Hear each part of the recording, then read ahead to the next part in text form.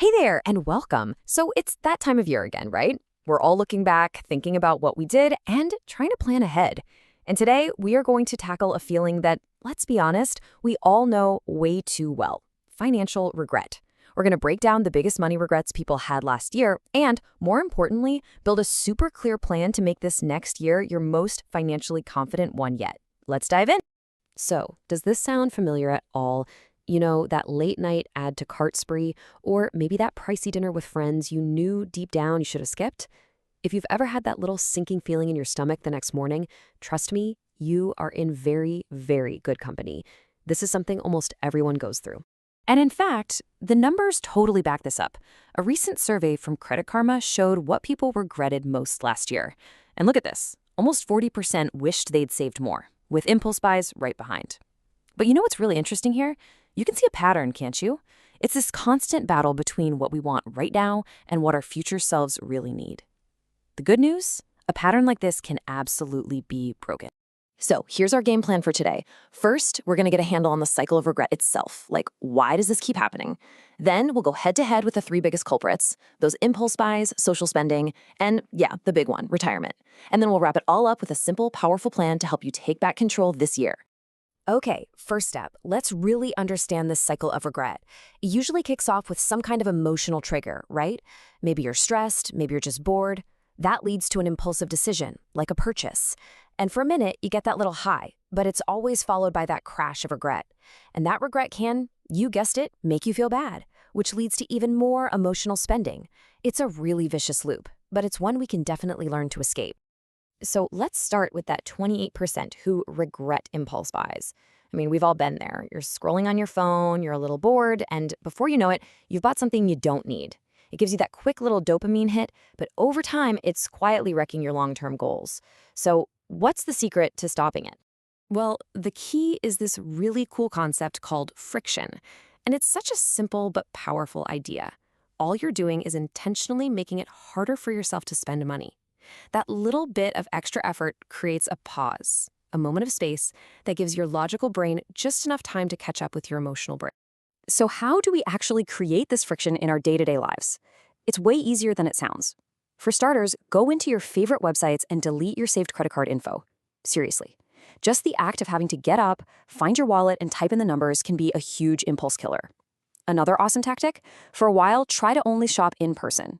And finally, make a list right now of free things that make you feel good. A walk, a podcast, calling a friend. So next time you feel the urge, you have a go-to plan instead of just hitting add to cart.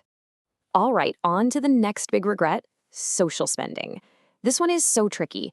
Of course we want to see our friends and family, but that weekend trip or that string of fancy dinners can absolutely blow up a budget. It's a really tough balancing act. This quote just nails it, doesn't it? It really does take some courage to talk about money, especially with people you care about. But being open about your financial goals isn't about being cheap.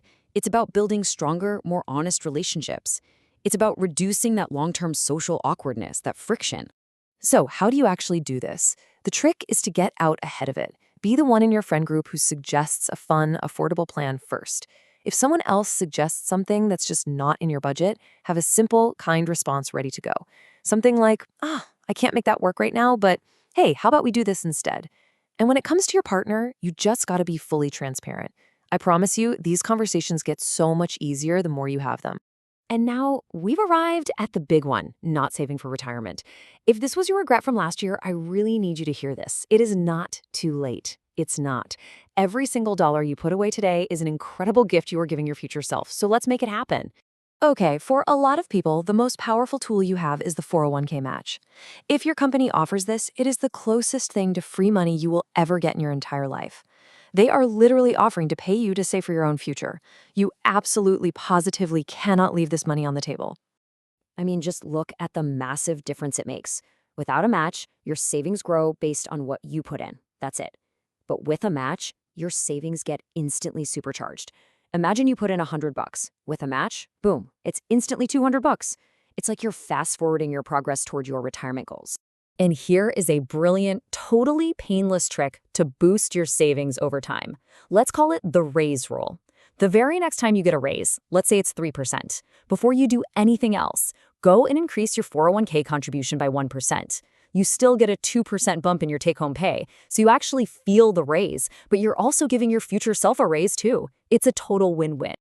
Okay, we have covered a ton of ground. So now let's boil all of this down into one simple, super powerful checklist to guide you through this year. This is your action plan. Here it is, your cheat sheet for a regret-free year.